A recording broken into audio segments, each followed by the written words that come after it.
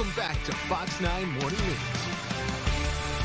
Welcome back. A push for big changes to childcare across the state. Daycares may soon have to record everything children are doing and daycare providers are doing and keep the video for at least a couple of months. This is part of a package of 4 new bills aiming to protect babies and toddlers at childcare centers. And those bills prompted in large part by the child abuse case uncovered in Blaine, where one of the alleged victims in the criminal case is the daughter of Republican Nolan West, a GOP member representing the Blaine area. Oh my goodness. Thank you so much for joining us. I, as a parent, I can't imagine. I'm curious from your perspective, both as a parent and a lawmaker, does this all seem surreal in some ways?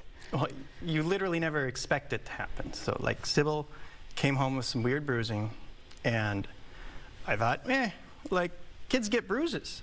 But I had no idea. My wife was smart enough to take some pictures because she was really suspicious. And this didn't explode till months later.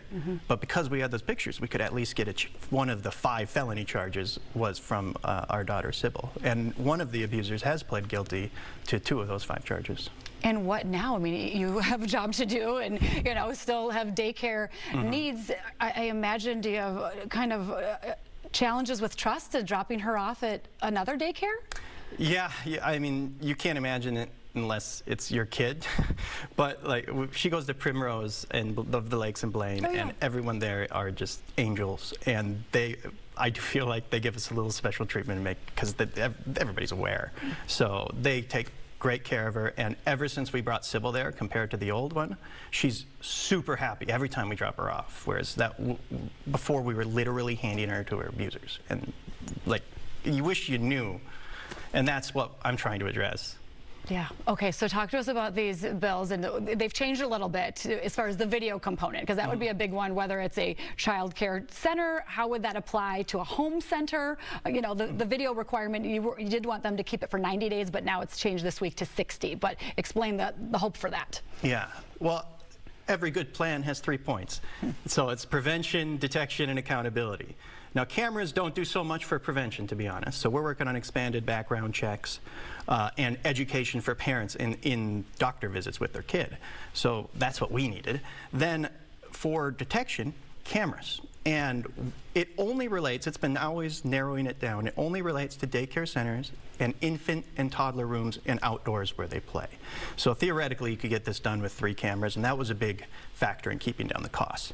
The reason for the retention, 60 days, well, 90 days was really expensive. We didn't want to make daycare more expensive.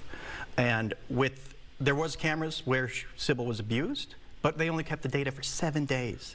So even though there's all these abuse instances, and even a fractured leg, the fractured leg actually didn't generate a conviction. It generated charges, not a conviction, because it wasn't on that week of footage. So the retention period is really important. And after that is holding people accountable. Like, if there was no video footage, these people could have just been fired and moved on. Who knows? Maybe even worked at another childcare. But with a felony conviction, no, that's not happening. And then there's the penalty.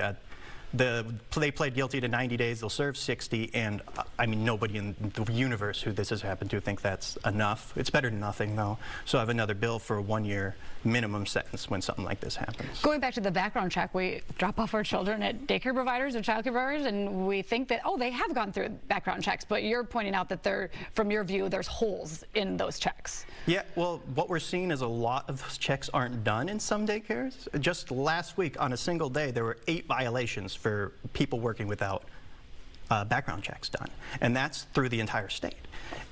And we want to expand it a little bit, because there's also other cases where people who are later charged and convicted of some sort of child sexual predator activity are working there, and they're under investigation, which you feel like you should know, but that's not picked up. So we're trying to expand it so it can pick up people who maybe they haven't generated a charge yet, but if somebody's being investigated, I think it's appropriate that we just put it on hold at very least before they're working with kids. Yeah, all right. Well, we'll be watching to see where this goes. Thank you again for sharing your time with us, Representative West, and congrats on the new baby, because he's got another new 2-month-old at home. So appreciate your time, and again, sorry for what your family has been through. My goodness. So. I really appreciate you bringing attention to this. It's so important. Yeah, thank you.